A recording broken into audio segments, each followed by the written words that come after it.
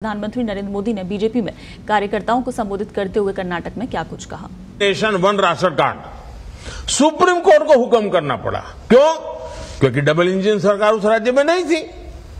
देखिए, पीएम किसान सम्मान निधि में यहां कर्नाटका सरकार 4,000 रुपये अपनी तरफ से भी जोड़ रही है। भारत सरकार 6,000 रुपये दे रही है, राज्य सरकार 4,000 रुपये, दोनों भाजपा की सरकार। किसान को क्या मिल रहा है? 10,000 रुपये मिल रहा है। तो हुआ ना ये डबल लाभ।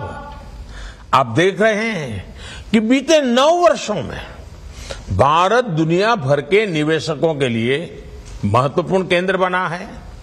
रिकॉर्ड निवेश भारत में हो रहा है। डबल इंजन सरकार के कारण इसका बहुत बड़ा लाभ कर्नाटका को मिला है। अगर यहां ऐसी सरकार आएगी जो बात बात पर केंद्र सरकार से लड़ती रहेगी, योजनाओं को रोकती रहेगी, जनता जनार्दन का जो भी हो जाए उनकी राजनीति चलते रहे, अगर यही हुआ तो सारे इंफ्रास्ट्रक्चर के प्रोजेक्ट्स को वो लटकाती रहेगी। हम रोड बना चाहेंगे, वो जमीन संपादन का काम ही धीरे धीरे करेंगे। तो कैसे निवेश आएगा? निवेश नहीं आएगा तो कर्नाटका में नए रोजगार कैसे बन पाएंगे? यानी डबल इंजन की सरकार का न रहने पर जनता पर डबल मार पड़ती है। और आप देखिए, आप सामान्य नागरिक से बात करते ये भी बता सकते हैं कि देखो भाई, ट्रैक्टर है, हम बहुत बढ़िया काम करता है, लेकिन ट्रैक्टर का एक पहिया आप मारुति कार का लगा दें तो बताइए वो ट्रैक्टर चलेगा क्या? किसी के काम आएगा क्या? वो खुद ही अपनी उसमें बर्बादी करेगा कि नहीं करेगा? जैसे एक ही प्रकार की व्यवस्था गति तेज देती है, वैसे ही डबल इंजन की सरकार गति तेज देती है। छोटी छोटी बातें लोगों के साथ बैठ करके समझाइए, मतदाताओं के साथ चर्चा करके बताना चाहिए और बूथ लेवल पे बताना चाहिए। लंबे लंबे बड़े भाषण करने की जिम्मेवारी जिसकी है वो करेंगे। हम कार्यकर्ताओं को तो बूथ को ही जीतना है और बूथ पर ही हमारी शक्ति हमें लगानी है। तब डबल इंजन सरकार का असली मतलब समझ लोगों को आ जाएगा। साथियों, जब भी भाजपा को सेवा करने का मौका मिलता है तो विकास की स्पीड और स्किल दोनों बढ़ जाती है। अब जैसे कुछ पार्टियां कह सकती हैं कि वो जो सत्ता में थी तो वो भी आवास से जुड़ी योजनाएं चलाती थी, तो ऐसे में भाजपा अगर आवास से जुड़ी योजना चला रही है तो उसमें नया क्या है, ऐसा बोलते हैं। इसका ही उत्तर है स्पीड और स्केल, सोच और अप्रोच। अब मैं आपको बताता हूं कि आवास योजनाओं में हमने क्या बदलाव किए। मैं ये छोटी छोटी बातें इसलिए बताता हूं कि आप कार्यकर्ताओं को मतदाताओं के बीच जाकर के बताने में सुविधा हो जाएगी। 2014 से पहले की योजनाओं में एक घर बनने में 300 दिन लगते थे।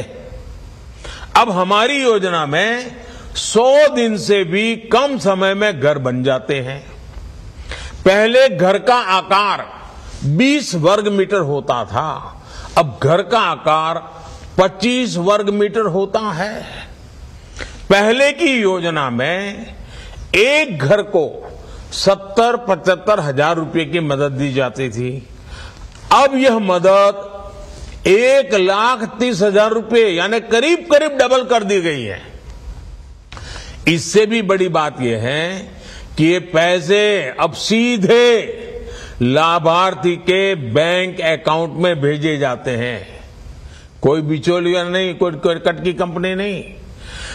पहले की आवास योजना में लाभार्थी की पसंद का बिल्कुल ध्यान नहीं दिया जाता था। हमारी सरकार की आवास योजना में घर उसमें रहने वाले परिवार की पसंद के हिसाब से बनता है। पहले की आवास योजना में 4 दीवारें खड़ी करके घर देने का दावा किया जाता था। आज घर, बिजली, नल से जल, टॉयलेट, एलपीजी कनेक्शन जैसी अनेक योजनाओं को साथ साथ दिया जाता है। मैं आपको स्पीड और स्केल का एक और उदाहरण देता हूं।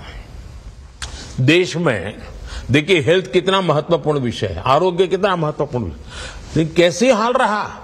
देश में पहला एम्स 1956 में शुरू हुआ। कांग्रेस ने उसका भरपूर श्रेय लिया, ढोल बजाते रहे बस। लेकिन दूसरा एम्स कब शुरू हुआ? पहला तो 56 में बना, दूसरा कब शुरू हुआ? इसके बारे में कांग्रेस कुछ नहीं बोलती है, मुंह पे ताला लग जाता है। आपको जानकर के हैरानी होगी, दूसरा एम्स बनने में करीब 50-60 साल लग गए। वर्ष 2003 में जब अटल जी की सरकार आई तो उन्होंने और ज्यादा एम्स बनाने के बारे में योजना बनाई।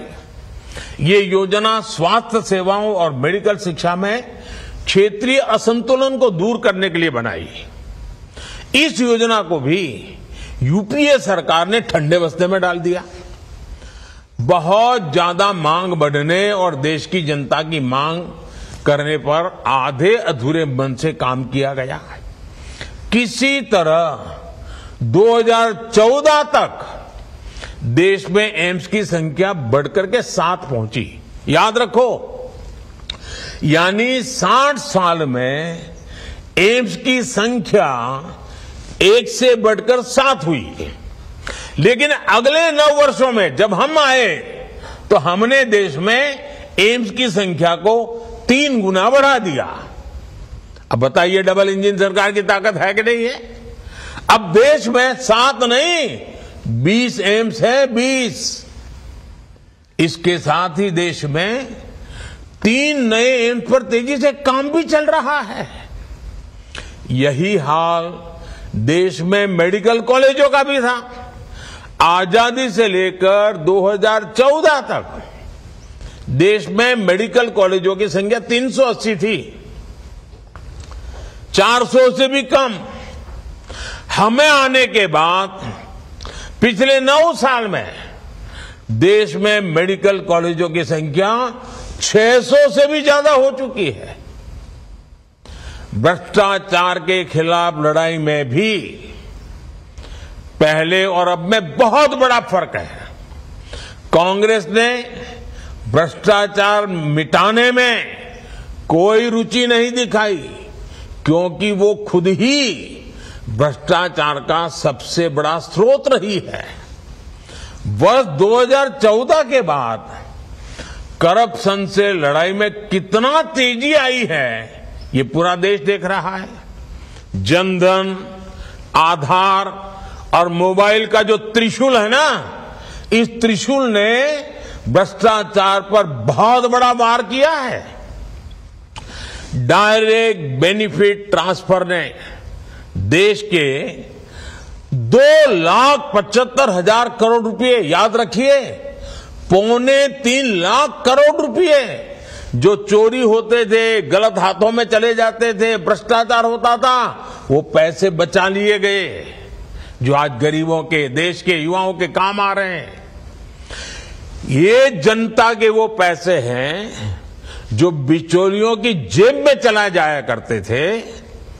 हमने गवर्नेंस के हर क्षेत्र में स्केल, स्पीड, सोच और अप्रोच में आमूलचूल बदलाव किया है। आइए अब देखते हैं, 2 साथियों से बात हुई, अब तीसरा सवाल लेते हैं। सवाल मुझे चंद्रशेखर जी का है।